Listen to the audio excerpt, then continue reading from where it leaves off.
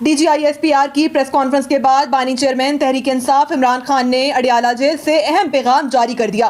کہا، پرسوں میڈیا پر مخصوص ایجنڈے کے تحت بیانیہ بنایا گیا کہ میں نے عوام کو جی ایچ کیو جا کر احتجاج پر اکسایا، جبکہ حقیقت یہ ہے کہ تحریک انصاف کی تقریباً 3 دہائی پر محیط تاریخ میں پرتشدد احتجاج کی کوئی مثال نہیں ملتی۔ گزشتہ 2.5 سال کے دوران تحریک انصاف کے خلاف بدترین ہتھ کنڈے استعمال کر کے تشدد پر اکسایا گیا۔ نومبر 2022 میں مجھ پر قاتلانہ حملہ ہوا اور میری مرضی کی ایف آئی آر کاٹنے سے بھی انکار کیا گیا۔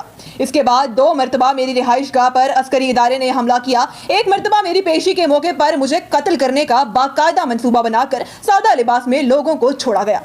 صرف یہی نہیں، 9 مئی کو عوام کو انتشار دلانے کے لیے ایک سابق وزیر اعظم اور پاکستان کی سب سے بڑی اور مقبول سیاسی جماعت کے سربراہ کو جس ہتک آمیز انداز میں اغوا کیا گیا، وہ بھی کسی بڑے حادثے کا سبب بن سکتا تھا۔ لیکن تحریک انصاف کے کارکنان کی سیاسی تربیت میں تشدد کا کوئی عنصر شامل نہیں۔ تحریک انصاف سیاسی، آئینی اور قانونی جدوجہد پر یقین رکھتی ہے۔ 9 مئی ایک فالس فلیگ آپریشن تھا جس نے 9 مئی کی سی سی ٹی وی فوٹیج چرائی، وہی 9 مئی کے حقیقی ذمہ داران ہیں۔ ان کی عقل کا یہ عالم ہے کہ یہ 9 مئی کو امریکہ کے کیپٹل ہل کے احتجاج سے تشبیہ دیتے ہیں، حالانکہ وہاں باقاعدہ شفاف تفتیش اور سی سی ٹی وی کے باریک بینی سے جائزے کے بعد صرف ملوث افراد کو سزا دی گئی۔ پوری سیاسی پارٹی ریپبلکن کو کچھ نہیں کہا گیا، لیکن یہاں نہ صرف ثبوت مٹانے کی غرض سے فوٹیج غائب کر دی گئی، بلکہ پورے پاکستان میں ایکشن لیا گیا ہے۔ پورے پاکستان میں پی ٹی آئی کے مختلف علاقوں کے لوگ جنہوں نے احتجاج میں حصہ نہیں لیا، ان کو بھی اٹھایا گیا۔ ان کا کیا قصور تھا؟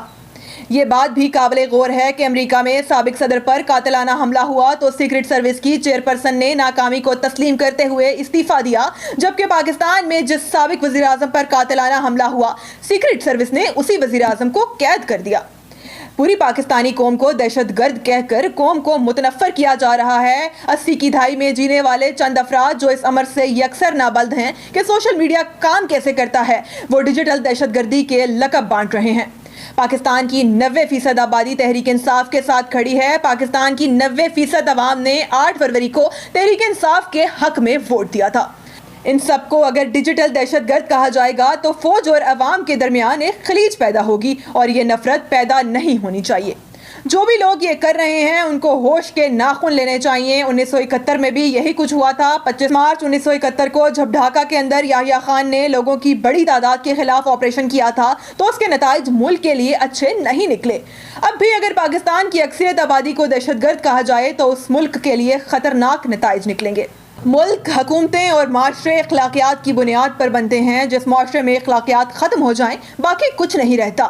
آج لوگ اگر آپ کو برا بھلا کہہ رہے ہیں تو وہ صرف آئین کی بالادستی کی بات کر رہے ہیں۔ آئین کی بالادستی اور حقیقی آزادی کا مطالبہ کرنا کوئی غداری نہیں ہے۔